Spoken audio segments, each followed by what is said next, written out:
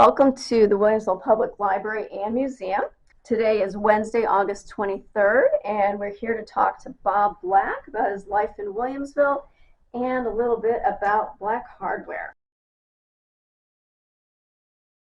H.N. Black Hardware and West Food. So which one of those would you like to start with, Bob, to tell us a little bit about it? Well, West Food, I know very little about it because my folks run the store. I do know that, but I wasn't too old when they were doing that. But they quit that business and went into the hardware in 1945. Do you know why they switched over from the food store to the hardware store? Well, because my granddad, my dad, and my uncle bought the business of the hardware store. When they bought it, it was R.G. Waller.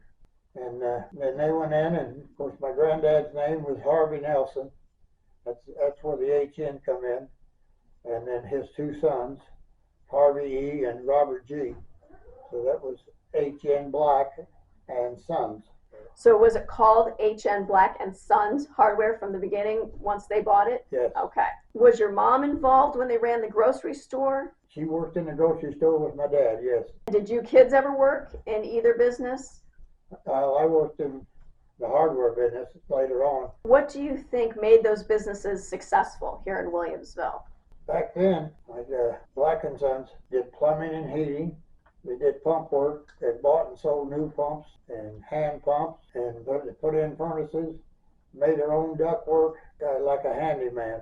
That's hard to find now. So it was all in one, like a one-stop, literally. One-stop, yes. How long was H.N. Black and Sons Hardware in business? Do you remember roughly? Not sure about the store, about the hardware, but the business itself is still in business. My cousin Ronald owns H.N. Black and Sons, and he still does work. And where does he operate from? He works from his home. He has everything in his garage at home. In Williamsville? Here in Williamsville, okay. Yes. And so how do you think the business has changed over time? From the time your grandpa started it to now, how do you think it's changed?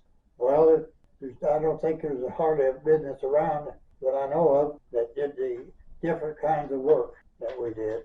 Obviously, it's hard to know how to do everything, and which we didn't know how to do everything, but we learned it. But I think basically it would be awful hard anymore to find anything that would compare to.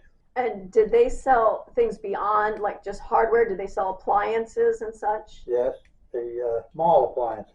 My dad run a hardware store and did all the bookwork. And ladies would come in and bring an iron in, and he'd put a new cord on it. I learned the lesson because he put a new cord on the iron, and he went back when he went to plug it in. And his ribs. And he dropped the iron. When I got my check that week, a brand new iron was deducted from my check. I see. It was a hard lesson to learn. You're retired now, right? What did you retire from? What job did you retire from? I was a union pipe fitter, and I worked basically as a welder. I belonged to the union of Bloomington, Illinois. I left the hardware store in the mid-'60s and went to Bloomington and joined the union. We debated about moving, and well, it's only 50 miles. I could drive it every day, which I did.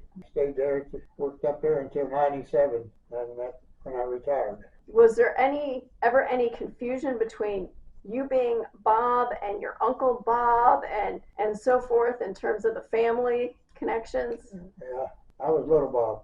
I was taller than him, but I was Little Bob. So everybody just knew you as Little Bob? Did people outside the family call you that? No, not really. Well, Mr. Black, I appreciate your time. Thanks for letting us get to know you better. And thanks for sharing your memories of Williamsville with us.